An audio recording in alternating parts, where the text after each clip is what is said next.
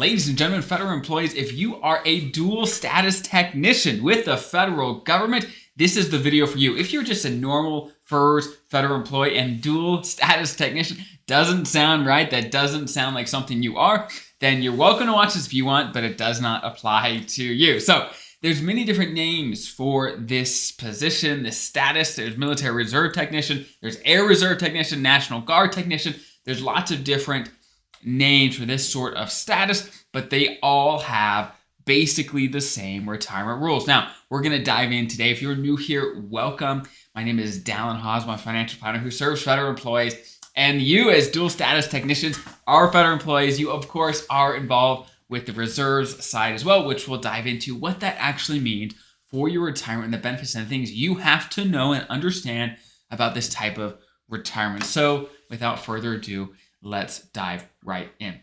So like I said, today we're going to talk about the biggest differences, biggest benefits that you have being a dual status technician, where basically what you are is you're a federal employee who is also in the reserves, but that's kind of built in to your employment. It's both of those components are super, super crucial to make it all work. Now, if you want the nitty-gritty details of some of the smaller benefits that come along with this, I'll actually put some links in the description below to the Air Reserve technician pamphlet, as well as National Guard pamphlet. Bunch of information in the description below if you want some of the nitty-gritty, but I'm going to go over the big stuff here. Okay, so let's first dive right in. So first and foremost, one of the biggest benefits of doing both at the same time, being a dual status technician, is that first, for the exact same time, you can qualify for a civilian FERS pension as well as a reserve retirement. You can get benefits on both sides for the same time, which is a great, great benefit. Now, here are the thing. There's a few hiccups, a few nuances that apply only to you as dual status technicians, okay? Number one. Well, actually, before I do that, I'm going to get to the hiccups. Before I do that, let me make something clear. So I want to talk through when you might be able to retire from the government as on the civilian side and get your civilian pension, and then when you can get your pension on the reserve side.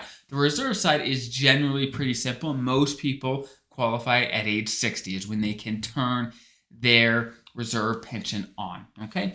On the civilian side, as you probably know, it gets a little more complicated, but long story short, you fall under, to get your FERS civilian pension, you have to qualify just like traditional FERS employees. You have to meet the age and service requirements, just like the traditional federal employees. And once you hit that, then boom, you can turn on and retire and get your FERS civilian pension. So as a quick summary, here are the core requirements.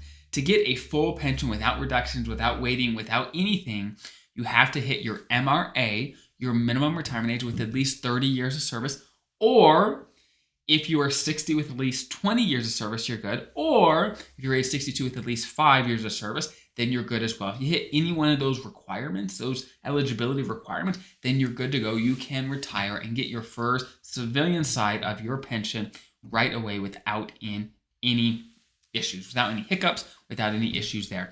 Again, so that is how you qualify for both of those types of retirement on a general level. Now, here are the hiccups. Here are the couple hiccups that you need to know and understand as a dual status technician and what makes sense for you.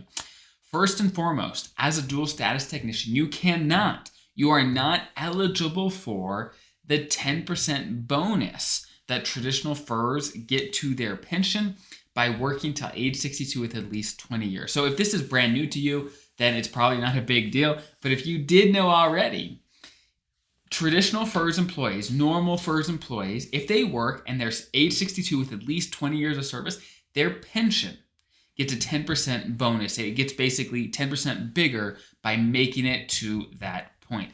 As dual status technicians, you do not get that bonus. Exactly why? I'm not sure. That's just how the rules are set up, okay?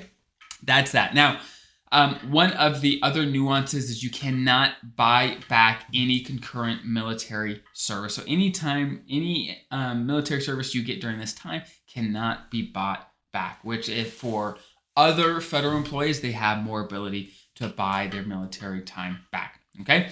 Next, you are not eligible to participate in TRICARE in retirement. You're going to be on FEHB in retirement and not TRICARE. Now, if you get TRICARE from a spouse or something else based on their record, that's a different story. But on your own working history, you cannot get TRICARE and keep that into retirement under this type of status, okay? So those are the key differences. Again, there's lots of little nuances to the benefits and what you get under this plan. So just be wary of that. Again, if you want more details, there's links below to go into that, but I wanted to give you the summary, the outline here. So I hope that is helpful. I know there's not as many dual status technicians out there as just traditional, but I wanted to hook you up. I wanted to make a video just for you. So if you're new here, welcome. Consider subscribing. There's tons of information every single week about how to get the most out of your retirement and retire confident as a federal employee. Thanks for being here. I'll see you guys next time.